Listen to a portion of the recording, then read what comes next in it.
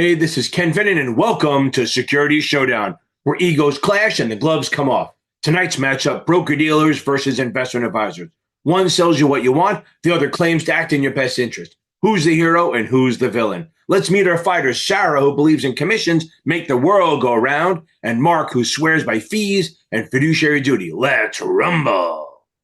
Why am I always talking to cartoons? This is a goddamn circus. What has my life become? Okay, Sarah, let's start with you. Broker-dealers often get a bad rap for being sales-focused. What's your defense?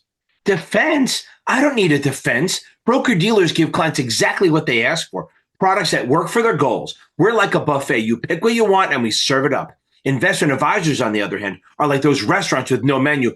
Trust the chef, they say, while charging you triple for something you don't even want. Buffet? Try a used car lot. Broker-dealers push whatever pays them the biggest commission.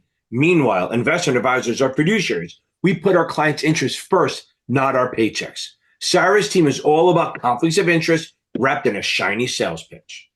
Oh, here we go again with the fiduciary sermon. Newsflash, Mark, just because you charge a fee doesn't make you a goddamn saint. At least I'm upfront about how I get paid. Your precious fees are just commissions with a bow on top.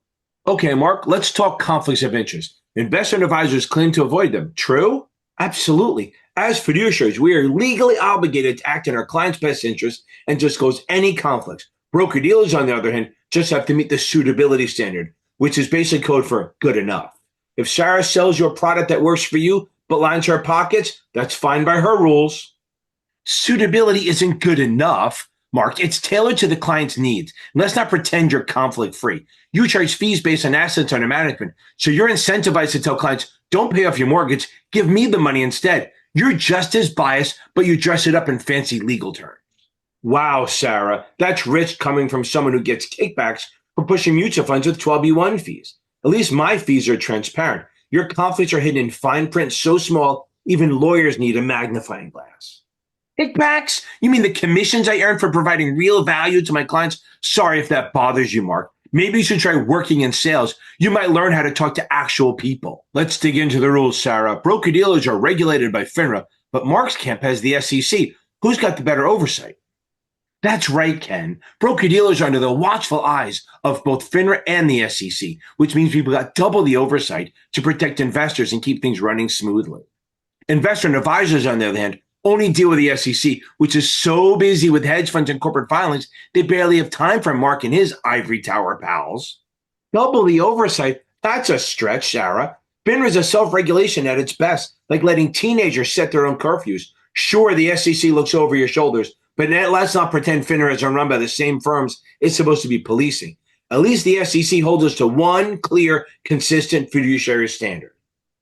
One clear, consistent fiduciary standard? You mean the SEC telling you to slap best interests on everything and call it a day? FINRA actually understands how the industry works. We're held to a suitability standard that ensures clients get what they need without drowning in unnecessary paperwork. Suitability? Oh, you mean the good enough standard? Broker-dealers only have to make sure the product isn't terrible. Meanwhile, investment advisors are required to act in their client's best interest. That's where we're trusted more, because we're not playing both sides of the table. Trusted more? Please. Your fiduciary halo doesn't mean squat when your AUM fees pile up year after year, even if the client never makes a single change. At least broker-dealers only get paid when we actually do something. Your clients are paying for a glorified lecture. Let's paint a picture, Sarah. What's a scenario where the broker-dealer is the better choice?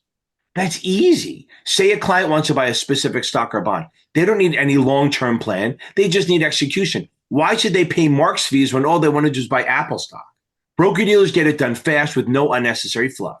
Right, because nothing says personalized service like selling a product and disappearing until the next trade. If a client wants real financial planning, retirement strategies, tax efficiency, estate planning, they need an investment advisor. Broker-dealers are fine if you're okay being a number on a spreadsheet.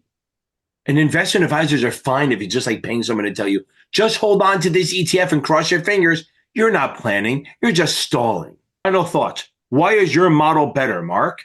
Because we're fiduciaries. We're legally required to act in our client's best interest. Broker-dealers might have a place for basic transactions, but if you want someone to actually care about your goals, you need an investment advisor. Care about your goals? That's cute, Mark. My client wants result, not hand-holding. Broker-dealers get the job done efficiently and affordably.